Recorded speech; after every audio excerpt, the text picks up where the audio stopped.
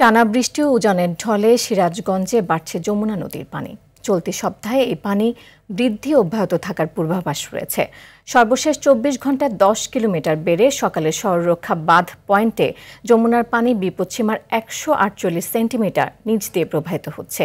একই সময়ে জেলার কাজীপুর মেঘাইঘাট পয়েন্টেও নদীর পানি ১০ সেন্টিমিটার বেড়েছে। পানি উন্নয়ন বোর্ড জানায়, যমুনা পানি বৃদ্ধি চলতি সপ্তাহে অব্যাহত থাকবে। এতে নদী তীরবর্তী নিম্নাঞ্চল ও চরাঞ্চলে বন্যা হওয়ার আশঙ্কা রয়েছে।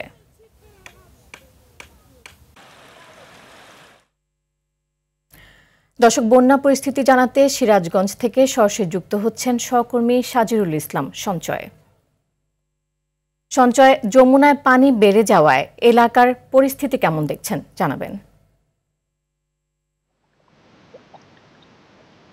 নীরা, আপনি যেমনটি বলছিলেন, সর্বশেষ ২৪ ঘন্টায় কিন্তু ১০ সেন্টিমিটার বৃদ্ধি পেয়েছে যমুনা নদীর পানি। সিরাজগঞ্জ শহর রক্ষা বাঁধ এবং কাজীপুর মেঘাই ঘাট পয়েন্টে কিন্তু দুটি পয়েন্টে কিন্তু পানি বৃদ্ধি অব্যাহত রয়েছে। আজকে আমরা পানি উন্নয়ন বোর্ডের সূত্রে যতটুকু জানতে পেরেছি যে এ সপ্তাহে কিন্তু যমুনা নদীর পানি বৃদ্ধি অব্যাহত থাকার একটি পূর্বাভাস রয়েছে। এই পানি বৃদ্ধির ফলে কিন্তু ইতিমধ্যে সিরাজগঞ্জের যমুনা নদীর চরাঞ্চল এবং নদী তীরবর্তী যে নিম্নাঞ্চল রয়েছে সেখানে কিন্তু একটি বন্যার আতঙ্ক বিরাজ করছে। বিশেষভাবে কৃষি কাজের সাথে যারা সম্পৃক্ত সেই কৃষকরা কিন্তু তাদের যে কৃষি পণ্য সেগুলো নিয়ে কিন্তু আতঙ্কের মধ্যে রয়েছে। আরেকটি বিষয় যে যমুনা নদীতে পানি বৃদ্ধি শুরুর সাথে সাথে কিন্তু সিরাজগঞ্জের সদর, কাজীপুর এবং শাহজাদপুরে ব্যাপকভাবে নদী ভাঙন শুরু হয়েছে, যার ফলে কিন্তু আসলে নদীর তীরবর্তী যে মানুষেরা তারা একটি দুর্ভোগের মধ্যে দিন কাটাচ্ছে। আজকে কিন্তু নদী ভাঙন রোধ এবং স্থায়ী বাঁধের দাবিতে সিরাজগঞ্জ সদরের পাঁচঠাকুরি এবং সিরাজগঞ্জের চৌহালিতে কিন্তু বিক্ষোভ মিছিল এবং মানববন্ধন কর্মসূচি পালন করেছে ক্ষতিগ্রস্ত যারা। আজকে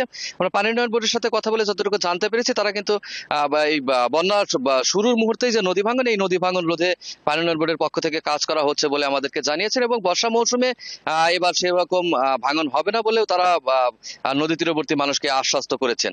তো আসলে এই ছিল আমার কাছে সিরাজগঞ্জে বন্যার সর্বশেষ খবর।